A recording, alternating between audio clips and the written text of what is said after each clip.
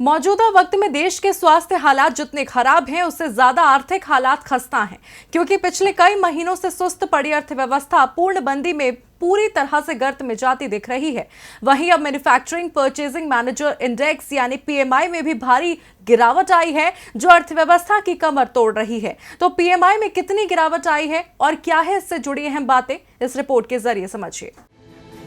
भारत में जारी तालाबंदी के कारण देश भर के हर सेक्टर पर असर पड़ा है, चाहे वो ऑटो सेक्टर हो या रियल एस्टेट सेक्टर। हर जगह हालात खराब बने हुए हैं। तो वहीं पूर्णबंदी की वजह से मांग और सप्लाई चेन पर भी बेहद बुरा असर पड़ा है। इस कारण पीएमआई अप्रैल में गिरकर 27.4 पर आ गया है। ये अब तक का सबसे निचला स्तर है। इंडेक्स में गिरावट इस बात का संकेत है कि देश में मैन्युफैक्चरिंग से लेकर लगभग सभी सेक्टर में काम रुक गया है। इससे पहले मार्च में ये 51.8% पर था। 2005 में पीएमआई इंडेक्स के शुरू होने के बाद ये न्यूनतम स्तर पर है। रिपोर्ट में कहा गया है कि उत्पादन में भारी गिरावट आई है और नए ऑर्डर भी नहीं मिल रहे हैं। इससे रोजगार पर भी बुरा असर पड़ने की आशंका है। 2005 में सर्वे की शुरुआत होने के बाद ये सबसे खराब आंकड़ा है। ये देश के मंदी की तरफ भी जाने के संकेत दे रहा है।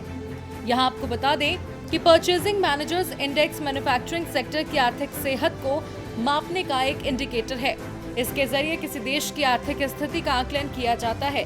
पीएमआई सेवा क्षेत्र समेत निजी क्षेत्र की अनेक गतिविधियों पर आधारित होता है और ये 5 प्रमुख कारकों पर आधारित होता है।